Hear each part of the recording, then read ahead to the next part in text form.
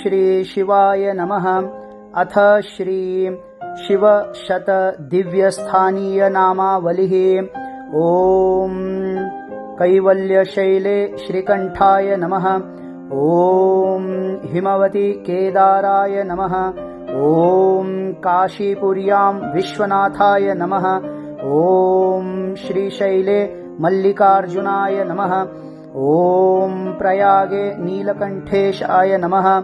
ॐ गयायां रुद्राय नमः। ॐ कालञ्जरपुरे नीलकण्ठेश्वराय नमः। ॐ द्राक्षारामे भीमेशाय नमः। ॐ मायूरे अम्बिकेश्वराय नमः।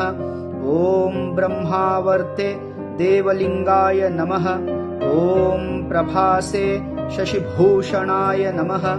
ॐ श्वेतहस्तिपुरे श्रीमते वृषध्वजाय नमः। ॐ गोकर्णे गोकर्णेशाय नमः। ॐ सोमनाथके सोमेशाय नमः। ॐ श्रीरूपे त्यागराजाय नमः।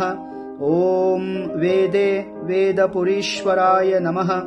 ॐ भीमारामे भीमेशाय नमः। ॐ मन्थने कालिकेश्वराय नमः। ॐ मधुरायां चोक्कनाथाय नमः। ॐ मानसे माधवेश्वराय नमः। ॐ श्रीवाञ्छके चम्पकेशाय नमः। ॐ पञ्चवट्यां वटेश्वराय नमः। ॐ गजारण्ये वैद्येशाय नमः। ॐ तीर्थाद्रौ तीर्थकेश्वराय नमः। ॐ कुम्भकोणे कुम्भेशाय नमः। ॐ लेपाक्ष्यां पापनाशनाय नमः। ॐ कण्वपुर्यां कण्वेशाय नमः। ॐ मध्ये मध्यार्जुनेश्वराय नमः। ॐ हरिहरपुरे श्रीशङ्करनारायणेश्वराय नमः। ॐ विरञ्चिपुर्यां मार्गेशाय नमः। ॐ पञ्चनद्यां गिरीश्वराय नमः। ॐ पम्पापुर्यां विरूपाक्षाय नमः। ॐ सोमाद्रौ मल्लिकार्जुनाय नमः। ॐ त्रिमकूटे अगस्त्येशाय नमः। ॐ सुब्रह्मण्ये अहिपेश्वराय नमः। ॐ महाबलशिलोच्चये महाबलेश्वराय नमः। ॐ दक्षिणावर्ते अर्केश्वराय नमः। ॐ महापुण्ये वेदारण्ये वेदारण्येश्वराय नमः। ॐ सोमपुर्यां मूर्तित्रयात्मकाय सोमेश्वराय नमः। ॐ अवन्त्यां रामलिंगेशाय नमः। ॐ काश्मीरे विजयेश्वराय नमः। ॐ महानन्दीपुरे महानन्दीपुरेश्वराय नमः। ॐ कोटितीर्थे कोटीशाय नमः। ॐ वृद्धे वृद्धाचलेश्वराय नमः। ॐ महापुण्ये ककुद्गिरौ गंगाधरेश्वराय नमः।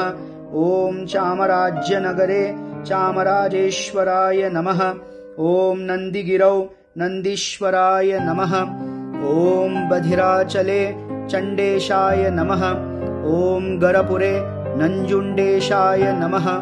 ॐ शतशृङ्गे अधिपेश्वराय नमः। ॐ घनानन्दाचले सोमाय नमः। ॐ नल्लूरे विमलेश्वराय नमः। ॐ नीडानाथपुरे नीडानाथेश्वराय नमः। ॐ एकान्ते रामलिंगेशाय नमः। ॐ श्रीनागे कुण्डलीश्वराय नमः। ॐ श्रीकन्यायां त्रिभंगीशाय नमः। ॐ उत्संगे राघवेश्वराय नमः। ॐ मत्स्यतीर्थे तीर्थेशाय नमः। ॐ त्रिकूटे ताण्डवेश्वराय नमः। ॐ प्रसन्नपुरे मार्गसहायेशाय नमः। ॐ गण्डक्यां शिवनाभाय नमः। ॐ श्रीपतौ श्रीपतीश्वराय नमः। ॐ धर्मपुर्यां धर्मलिंगाय नमः। ॐ कन्याकुब्जे कलाधराय नमः। ॐ वाणिग्रामे विरिञ्चेशाय नमः। ॐ नेपाले नकुलेश्वराय नमः। ॐ जगन्नाथे मार्कण्डेयाय नमः। ॐ नर्मदातटे स्वयंभुवे नमः। ॐ धर्मस्थले मञ्जुनाथाय नमः। ॐ त्रिरूपके व्यासेशाय नमः। ॐ स्वर्णावत्यां कलिङ्गेशाय नमः। ॐ निर्मले पन्नगेश्वराय नमः।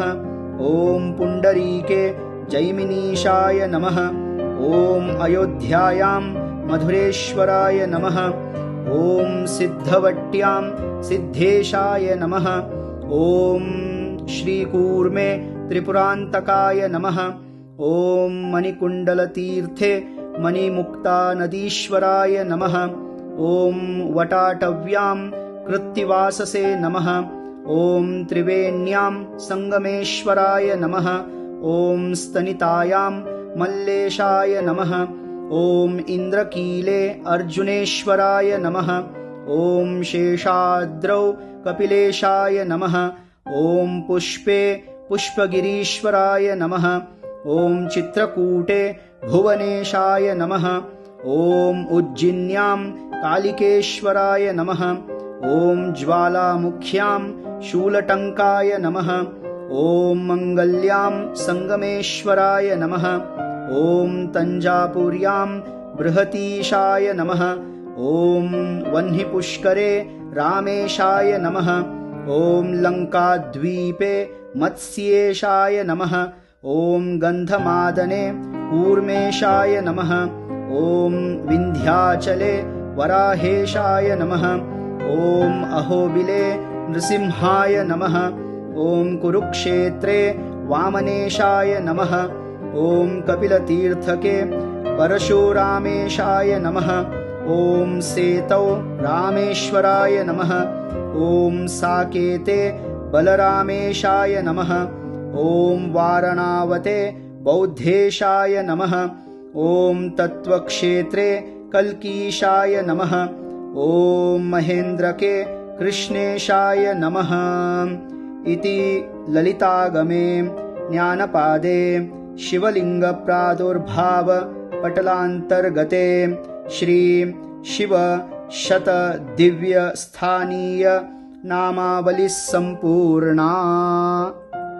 जो व्यक्ति नियमित रूप से इस नामावली का जप करता है उसके सभी भय, बाधाएं और कष्ट दूर हो जाते हैं। भगवान शिव उसके जीवन में शांति, सुख और समृद्धि प्रदान करते हैं। उसके घर में शुभता, पवित्रता और सकारात्मक ऊर्जा का वास होता है। मन की अशांत अवस्था मिटती है और साधक को आत्मविश्वास तथा मानसिक संतुलन प्राप्त होता है। भक्त को आयु, स्वास्थ्य, धन और सफलता की प्राप्ति होती है। सभी प्रकार के पाप धीरे धीरे नष्ट हो जाते हैं और पुण्य में वृद्धि होती है। शिव जी कठिन परिस्थितियों से रक्षा करते हैं और जीवन में शुभ अवसरों का मार्ग प्रशस्त करते हैं। अंत में ऐसा साधक भगवान शिव के चरणों में अपनी जगह पाता है और उसे मोक्ष का कल्याणकारी मार्ग मिलता है।